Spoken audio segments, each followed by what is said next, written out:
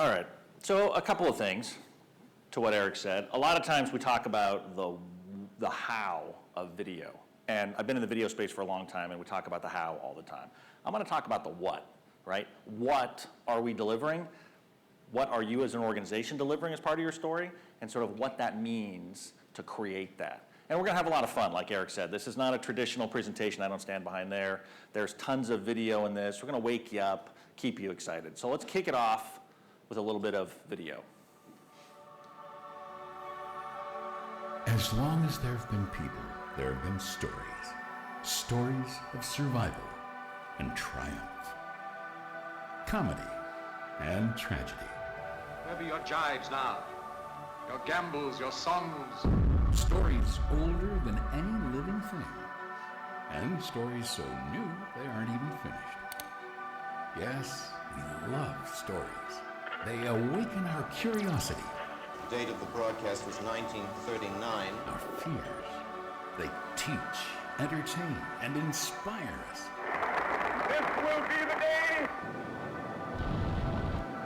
It's one small step for man, one giant leap for mankind. Okay, so stories. Now, I'm going to talk a lot about storytelling today, and I'm going to talk a lot about why stories are great. I'm going to start off with answering that question. I got a couple other questions I'm going to answer too during the course of this presentation, and I'm actually going to give you sort of 9 tips on how to make really compelling stories. So not only will you understand why storytelling is important, but then you'll go back to your organization going, I've got to tell our story better, because right now, nobody's listening. So when we think about it, why are stories important? Because stories are like viruses, right? When it really comes down to it, people want to tell stories. We tell stories at cocktail parties, we tell stories to our kids, we tell stories to people on the street. We tell stories because they embody ideas, and it enables us to get those ideas to people in a much easier fashion. Ideas in the abstract, though, are really hard to communicate. I mean, think about it. Try to tell somebody that story.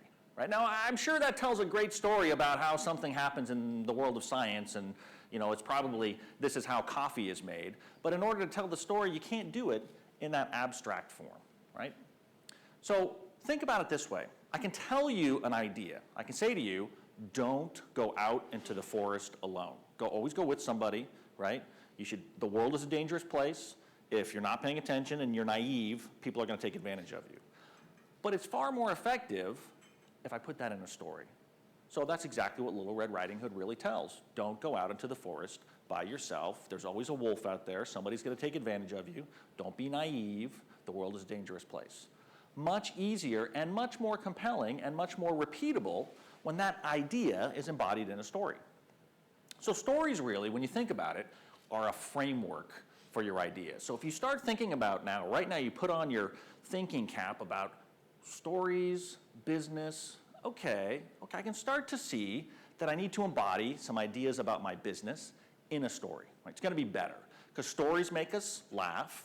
They make your customers laugh. They make a digital audience laugh. They make us cry, right? And by the way, this is rated as the most tear-jerking scene of any movie. So if you don't know, it's E.T., it's the end, Elliot says goodbye to E.T., everybody's crying.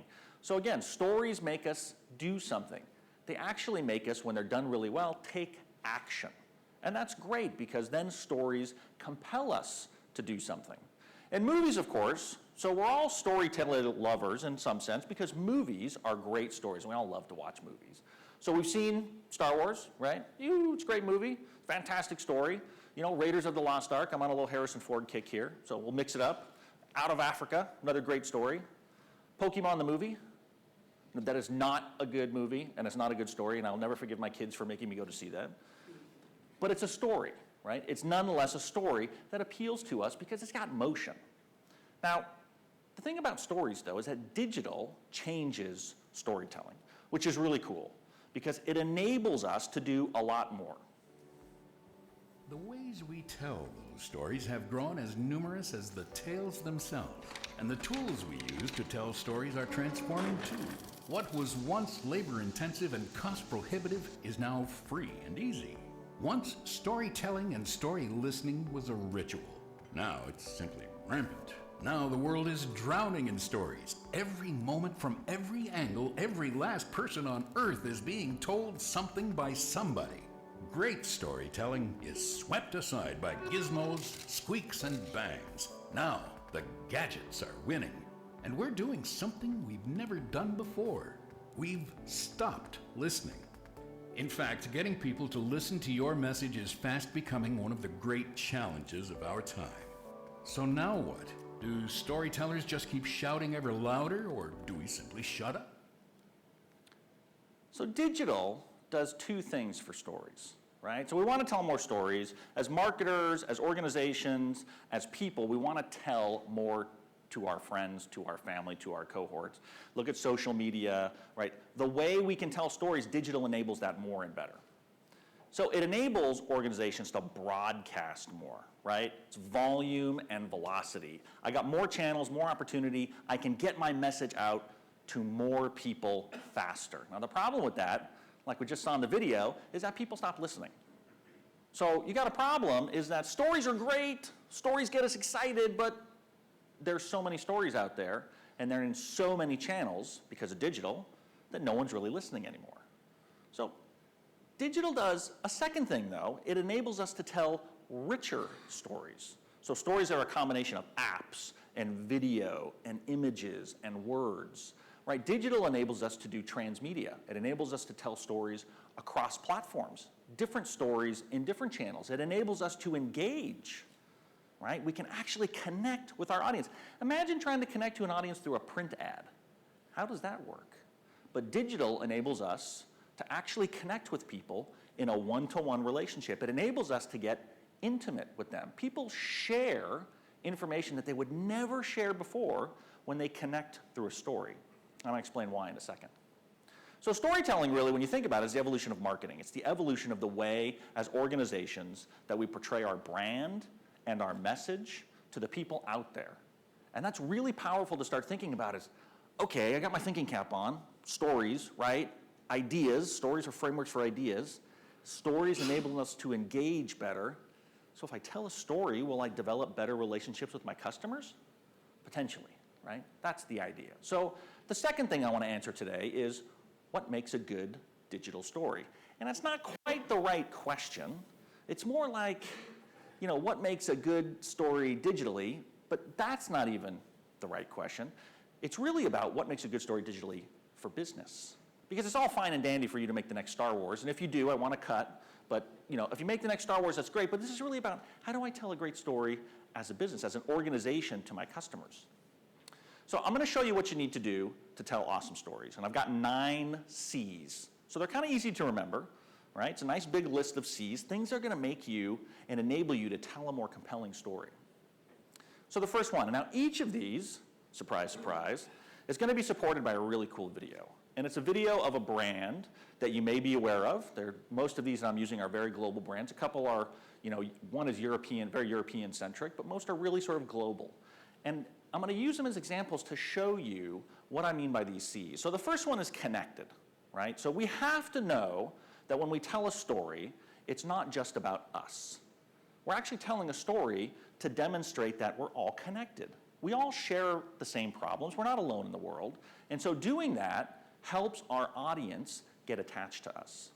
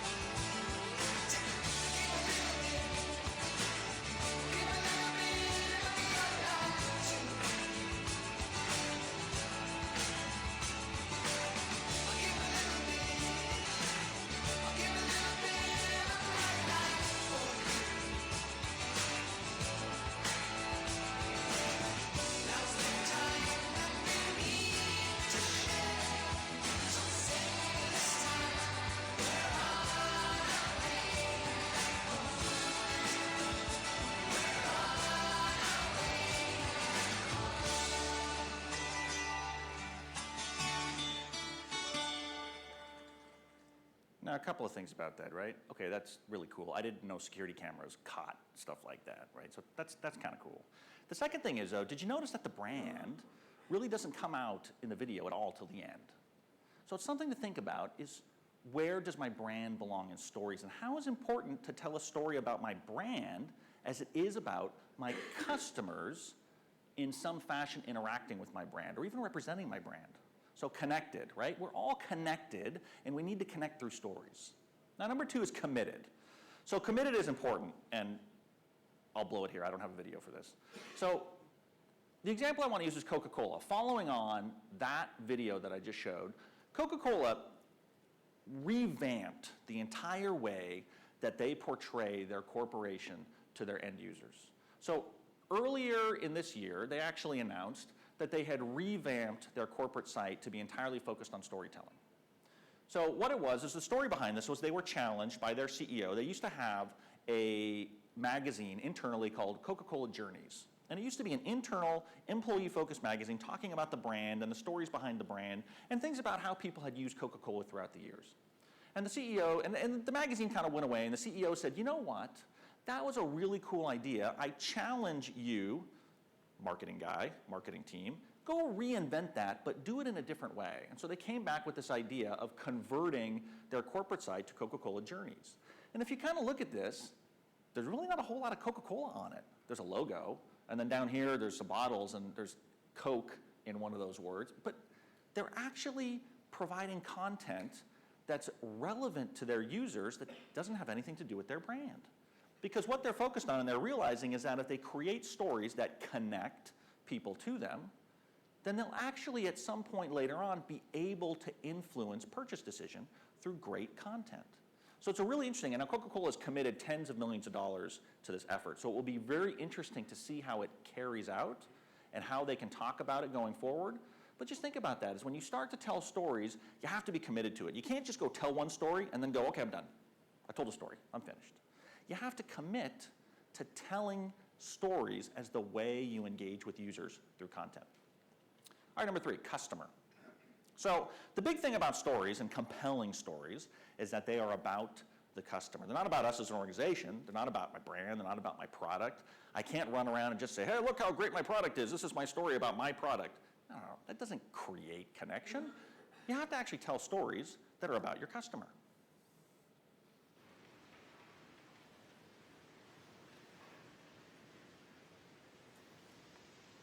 And on the 8th day, God looked down on his planned paradise and said, I need a caretaker. So God made a farmer. God said, I need somebody willing to get up before dawn, milk cows, work all day in the fields, milk cows again, eat supper, then go to town and stay past midnight at a meeting of the school board. So God made a farmer. God said, I need somebody willing to sit up all night with a newborn colt and watch it die, then dry his eyes and say, maybe next year. I need somebody who can shape an axe handle from a persimmon sprout, shoe a horse with a hunk of car tire, who can make harness out of hay, wire, feed sacks, and shoe scraps, who planting time and harvest season will finish his 40-hour week by Tuesday noon, and then painin' from tractor back put in another 72 hours. So God made a farmer. God said, I need somebody strong enough to clear trees and heave bales, yet gentle enough to yean lambs and wean pigs and tend the pink-combed pullets, who will stop his mower for an hour to splint the broken leg of a meadowlark. So God made a farmer. It had to be somebody who'd plow deep and straight and not cut corners, somebody to seed, weed, feed, breed, and rake and disc and plow and plant and tie the fleece and strain the milk, somebody who'd bail a family together with the soft, strong bonds of sharing, who would laugh and then sigh and then reply with smiling eyes when his son says that he wants to spend his life doing what Dad does. So God made a farmer.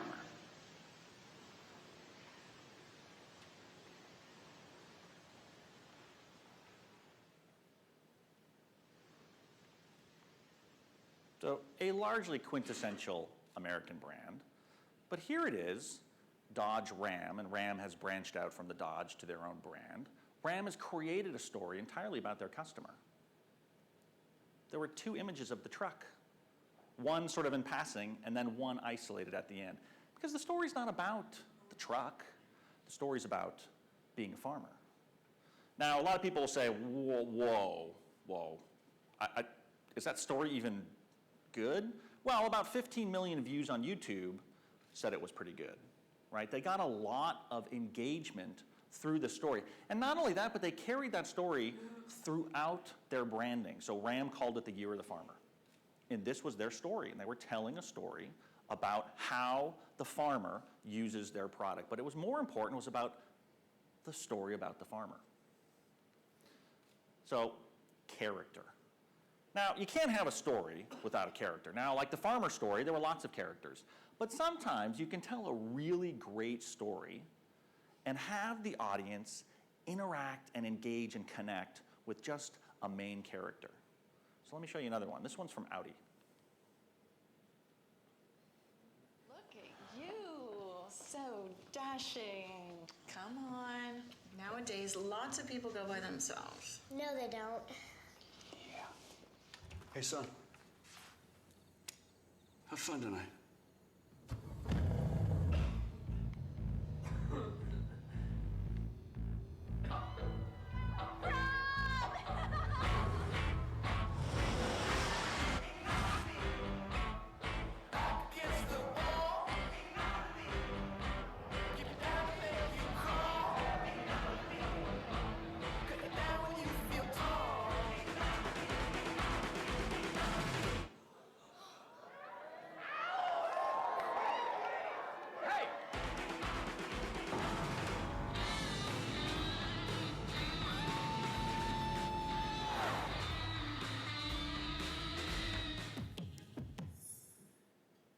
So, who doesn't want to be brave, right? I mean, that's kind of a sentiment we all share. Like, if I had 20 seconds of my life back, I would have done something really brave and changed who I am today. But more importantly, it's that character that we connect with, not the car, right? He could have been driving any car. It's an Audi commercial, so obviously he's going to drive an Audi. And it roars, and it's nice, and get you, yeah. But it's really about this kid who had this act of bravery. And so as viewers, there's that emotional connection to it. And I'm going to explain why that happens in a little bit. Now, before you say, this guy's probably a paid service announcement for Audi and all these other brands, I promise you, I am not an Audi guy. This is what I drive. It's really fast. It's better than an Audi. And so I just use that commercial because it's fantastic. All right. Number 5, crescendo. So the problem with a lot of storytellers is they tell great stories, but they don't end them well. Right? So you have to have an ending. A story can't go on forever. It has to have a point. And it gets to that point, and that's really where everything comes together for the viewer. They're like, oh, message received. I've just been infected with the story virus. I got it. It's in my head now. Thank you. So let me give you an example of a really great ending. Emma. Huh? Emma. Emma. Emma. Emma. Emma.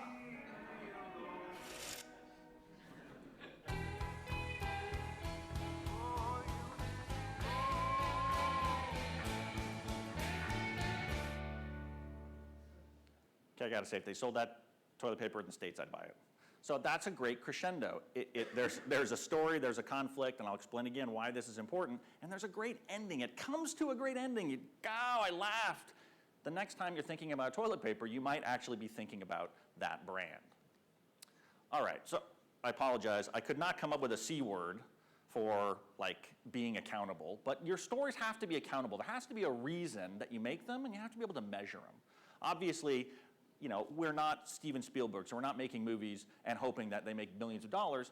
We're in an organization, and we're trying to tell a story, and it's tied to a marketing budget or some other budget. And so we have to be able to go back and say, this story, like the Dodge Ram story that got 15 million views and probably some conversion that they could measure, has to be accountable.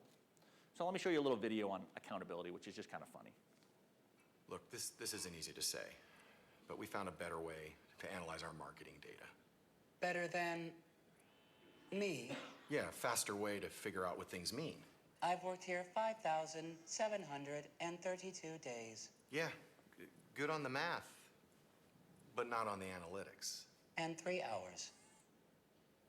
2 minutes. Right. Okay. That's a lot of days.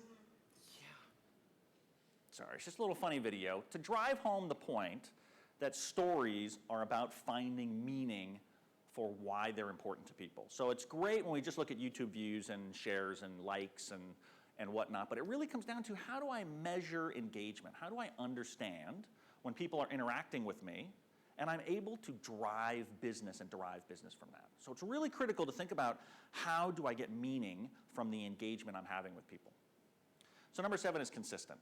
So consistency is critical. We know today that users are everywhere and they're on all their devices and they're bouncing around from their desktop to their smart TV to their tablet to their smartphone, to their friends' devices.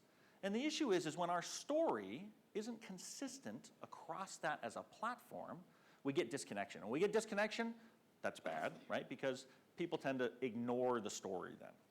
So here's a little video about consistency from a great brand who has done a fantastic job about being consistent.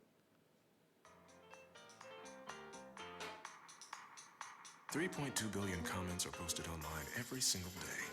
You live in a social world. But are you working in one? A smarter workforce is a social workforce, connecting employees to experts, insights to actions.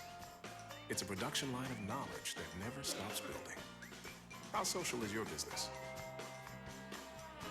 That's what I'm working on. I'm an IBMer. Let's build a smarter planet. So I'm an IBMer, let's build a smarter planet. It's probably one of the biggest turnarounds in brand history is what happened with IBM over the past decade, because they adopted a storyline of global, right, of being an IBMer, and they began to tell stories about their employees doing what it is employees do for IBM, which was change the planet. And it's done a tremendous amount for people engaging with IBM around solving some of these critical problems that we face today as humanity, right? So IBM's done a fantastic job of being consistent. Now, the cool thing is that consistent with stories, like I said, has to be across devices. It has to be everywhere. When you think about a brand like Apple, right, how consistent is their display and presentation of their story across devices? It's fantastic, right? People laud them as an example of what to do in terms of brand presentation. So when you think about stories, it's the same thing. A story is a presentation, and so it has to be consistent across platforms. Now, number 8, conversion. Okay, so seriously, if you're just telling stories, that's great. And again, if you're telling really good stories, maybe you have a future as a Hollywood director. But in the business world, we have to convert. We have to take these stories and get that engagement and measure it, and then actually create business from it. So here's an excellent example of a company that's all about conversion, right? Their stories are about getting you to buy their product. Hi, I'm Mike, founder of DollarShaveClub.com. What is DollarShaveClub.com? Well, for $1 a month, we send high-quality razors right to your door. Yeah, $1. Are the blades any good? No. Our blades are f***ing great. Each razor has stainless steel blades, an aloe vera lubricating strip, and a pivot head. It's so gentle a toddler could use it. And do you like spending $20 a month on brand name razors? 19 go to Roger Federer. I'm good at tennis. And do you think your razor needs a vibrating handle, a flashlight, a back scratcher, and 10 blades? Your handsome-ass grandfather had 1 blade and polio. Looking good, pop up! Stop paying for shave tech you don't need. And stop forgetting to buy your blades every month. Alejandro and I are going to ship them right to you.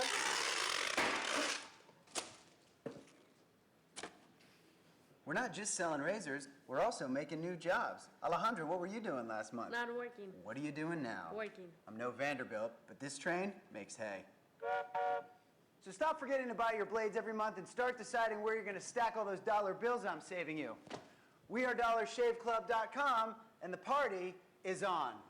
I know karate, I know jiu-jitsu and drive like a gangster when I'm coming to see you, see you, see you, see you.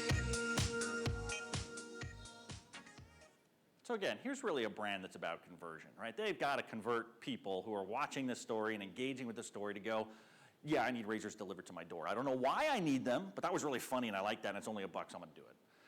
That's really what that's about. Your stories have to convert. They have to, at some point, connect the engagement and the emotion with your business. All right, so at this point in the presentation, I usually get people freaking out, right? Oh, okay, I can't tell stories. I'm not a storyteller. I don't know how to tell stories because they think stories are this, right? How do I convince people and craft narrative and I don't get it? You know, what do I do? So the thing is that stories are great. Oh, sorry about that. So the thing about it is that you don't have to be the bard to tell a great story about your customer to connect them to your business, right? So what I want you to start thinking about is just a different way to craft your message and really sort of take advantage of the way that it operates. Instead of volume and velocity, maybe, just maybe, we should start refocusing on the basics, on telling stories with a beginning, a middle, and an end. Boy meets girl. Boy loses girl. Boy gets girl back. Ah, nice, remember? The future belongs to storytellers who offer us a genuine reason to pay attention. To companies that craft stories so compelling that people flock to listen, that tell their stories consistently at every touch point. Web, tablets, smartphone. So the thing about that, the critical thing, is that stories require a narrative arc. So much different than traditional product messaging where it's bullet points and values and benefits. You're now really just thinking about, okay, I've got a situation, I reach some sort of climax because something happens, and then there's a resolution. So storytelling is really not rocket science, it's just a different way of thinking about how you present information. So if you're gonna talk about your brand or people using your product, you have to think about, okay, for example, I've got somebody who has my product. What was the problem he had? Where did he get to that the problem really became out? And then how did my product solve the problem? And telling it in the fashion of a story really does something, right?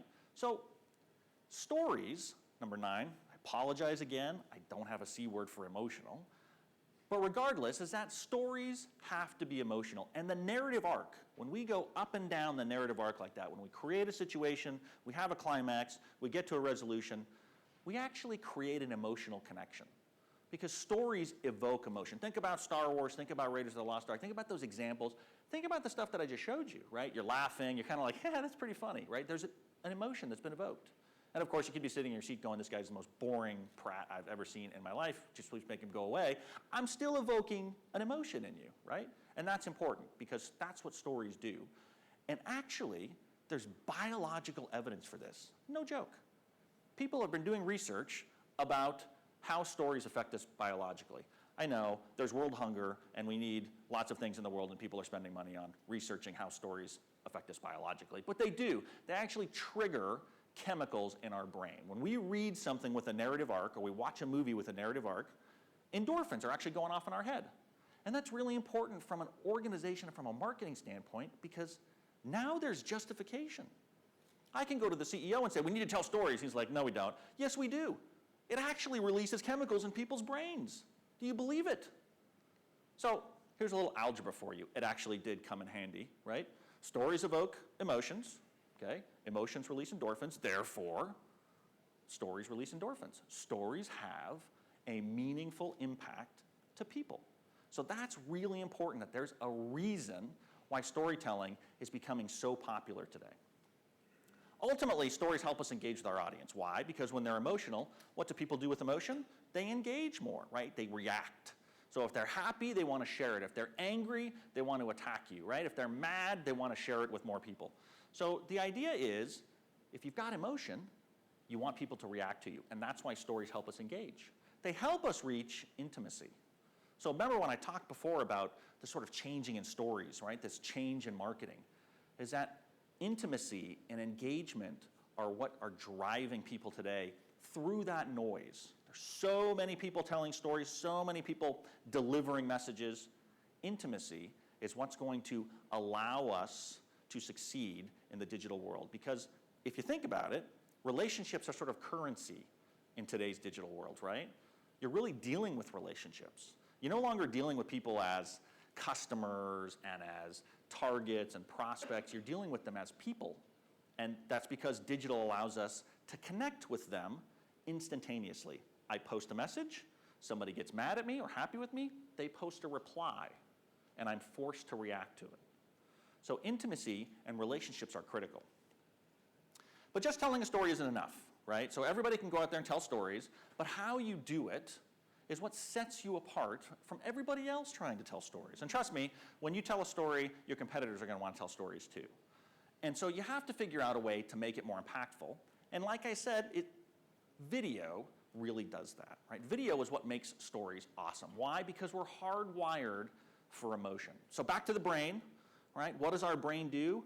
If we have a choice between watching something and reading something, we will gravitate towards the watching.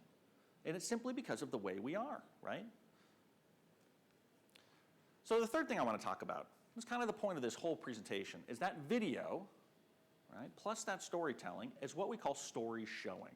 So it's this new concept, it's just a pretty word. I'm a marketing guy, I make up words all the time, right? So story showing is this concept of using videos and images instead of just words. It's immersing people in an experience with your story. So what is video? It's multisensory, it's auditory, it's visual, right? You can combine different kinds of visuals. You can create a sensory experience that's far more impactful than just telling people about it. Ooh. So together, those things are like these two things. And I love chocolate and peanut butter. I don't know if you guys like chocolate and peanut butter, but I'm a Reese's peanut butter cup fan. And so these two things for me are like that. They're a perfect match. Video and storytelling go together absolutely perfectly. Now, the way we look at this and sort of why is that important, we put together this little pyramid. We call this the digital relationship pyramid. Again, marketing guy, right? Totally made up. But the idea is kind of looking at how people create relationships and how they form intimacy. So down at the bottom, we kind of start with awareness, right? People are aware of your brand. You know, I know who you are. I don't shop with you. I don't think about you. You move up the ladder, you get to an acquaintance. They kind of think of you, yeah, but they're not going to go out of their way to buy something from you, right? They just, I know who they are, and maybe I'll buy something out of convenience. You move up to friend. These are people now who are actively seeking you out over other brands, right? You've got them engaged with your story. And then confidant. Now you're talking about people who are engaging with you all the time. They're reaching out to you versus the opposite, right? And then last is kind of what every organization wants. They want a bunch of BFFs, right? These are my best friends. These are my brand ambassadors. These are people who get in fights in pubs with their friends talking about shopping at other brands, right? So these are people who are absolutely enamored and married to your message and to your story. And this is the idea. This is what we want our stories to do. We want our stories to take users from awareness all the way up to BFF. We want them to be intimate with us. We want them to give us information that we don't have to ask for. Okay, so what is a great story combination, right? So I talked earlier, right? The first thing I talked about was that stories evoke emotion, okay? The second thing was that this concept of we're hardwired for motion. So if you think about those two things in relation to story showing, what does that get you? It gets you up the pyramid of Chichen Itza faster. I'm kidding. So if you think about the pyramid, down at the bottom, these are the people who are aware of you. Up there, way at the top, that's your BFF. Video, when you use video as part of your storytelling, if you engage in story showing, you actually get to the top of the pyramid faster. So going back to that, right, you go from awareness to BFF quicker. Ask yourself, how many times would you have to connect to an individual user to get them up this pyramid? 20 times, 30 times, 50 times, 100 times? I argue that when you use video, you get them to the top much faster. So you short circuit a lot of that connection. Why? Because again, multisensory, it's emotionally engaging, everything is connected. So here are the C's again, right? Thinking about this. This is the list you need to tell great stories. Because this is what's going to help you craft things that are connected, engaging, emotional, measurable, right? Consistent, converting, all of those pieces that give a reason for your story. Now, this is a very American euphemism here. It's Babe Ruth. I'm going to call my shot, right? I'm going to tell you that if you put those 9 things together, you will have such a compelling experience that people will flock to you to watch your story. And I'm going to give you an example of this. And this is an example that I, as an American, I had to find, and I found because it was such a compelling story. It reached my ears, even though I'm very disconnected from it geographically and really emotionally. But it drew me in. And as a matter of fact, if I could buy their product, I would buy it right now. 16, 29, 32. Woo-hoo! Yes! Oh-hoo-hoo! Come on, Wilson, we're going home. Woo!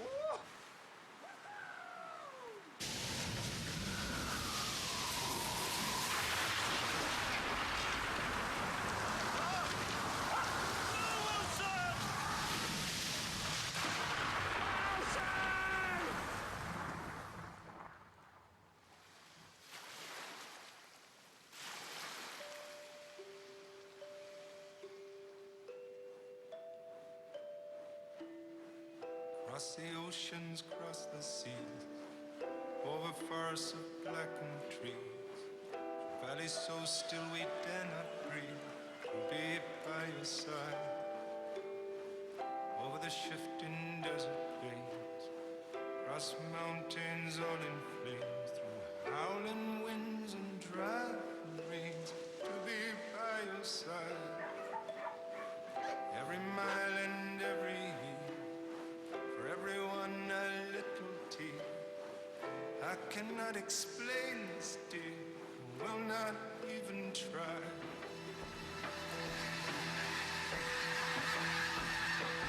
And I know just one thing. Love comes only way. And tonight I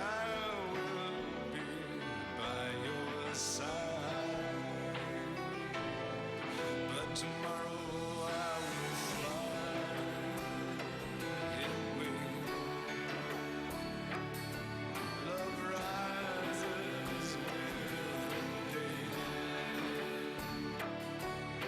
and tonight I'm ready by your side.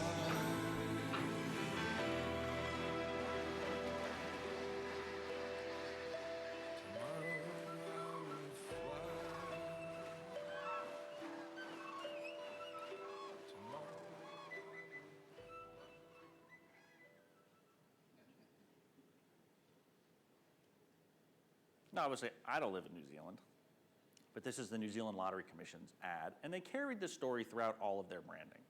And you think about it, right? It has emotion, it has a character, they could absolutely measure conversion, right? All of the C's were in this, a great crescendo. So when you think about all of those pieces coming together, you can actually get a story that really compels people to think about the brand not only differently, but really think about their relationship to the product. I mean, I'm serious. I'm not a big lottery player, but if that was the ad that ran in the US for the lottery in my local area, I'd buy a ticket. Because that's funny. You know what? I'm going to go buy a ticket. I'm going to get a chance to win. And again, it's just really all about that connection. So class is over, right? Go out, write stories. That's all I can do is implore you to write stories. Stories that engage, right? Stories that are emotive, stories that are epic. Kind of like that story, right? But don't write that story because that story's already done. But it's epic, right? Thinking about how do I write an epic story. So right? Go out, write stories. Your audience is waiting for you. I guarantee they're waiting for you to tell a great story, right? No more product messaging, no more broadcasting. Engage with them through something that connects with them emotionally. So that's the end of that. That's me.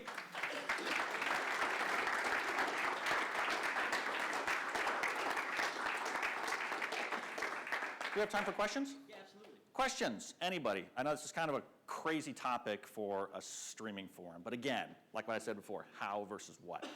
Question. Andy Hickman, Digital TV Labs. I guess most of the organisations in this room are probably marketing to wondered whether you felt the messages in your presentation are the same, business-to-business marketing, business-to-consumer marketing. Great question. I get that question. Every single time I give this presentation, I get that question. And I keep meaning to add a slide that displays basically what it is B to B to C. So there really is no, for me, there really is no B2B versus B2C. We're actually all people.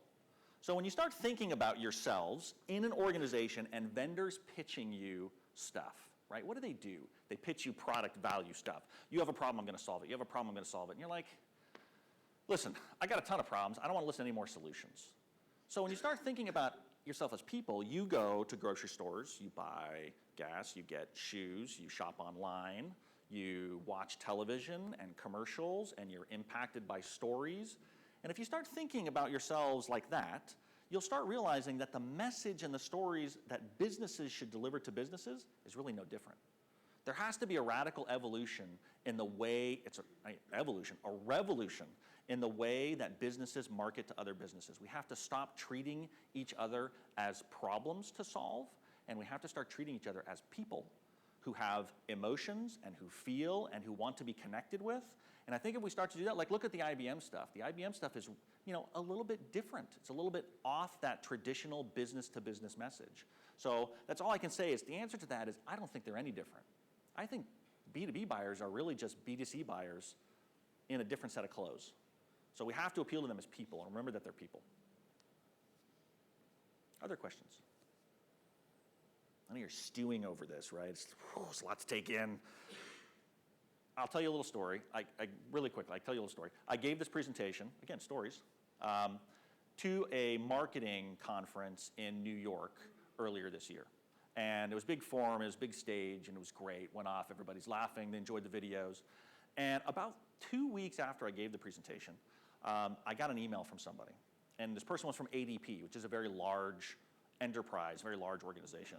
And she said, I was so inspired by this talk about storytelling that I went back to my CEO after the conference and I implored him to let me tell our story.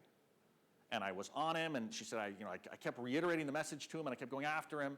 And eventually, the CEO said, I'll give you $50,000 to go tell our story. I got it. I watched his presentation. I get it. So I don't think it's going to sink into you right now, but I guarantee you, if you start ruminating on this, days from now, weeks from now, you'll start going, I got to tell a better story. Question? Yeah, I mean, I'm kind of from a storytelling background, and I started off in production rather than on the streaming side. But given that we're in a streaming forum here, one of the things that we're working on at the moment is how you take storytelling into the dimension of streaming. Mm-hmm. And often streaming, of course, is live events. It's something live, whereas everything Correct. shown here is not live. It's Correct. beautifully crafted video.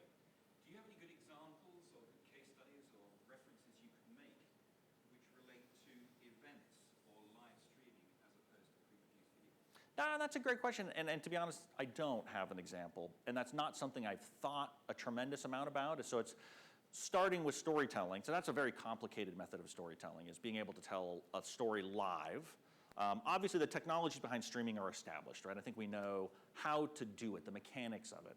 But the great question is how do I convert this concept of storytelling into a live event? Now, live is great. I will always say that live is better than on demand because live creates demand, right? If you tell people, be here at 8 o'clock for this event or you're not going to be allowed in, people will line up out the door if there's compelling reason to do so. So live is a great reason for you to have video events, but I think that that's an awesome question, and I will try and find an answer for it. So what I'm going to do is after all the presentations I do, I post my slides, and I do a sort of blog post on what was discussed and some of the questions that were asked. So I'll try to answer that question in that blog post, because I think that's a great question.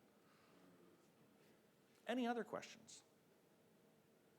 Again, I know you're thinking about, how can I tell my story? Well, if you have any other questions, I will actually be on another panel, The Future of CDN. I know I go from storytelling to total geekdom in talking about the mechanics of CDNs and the future of CDNs.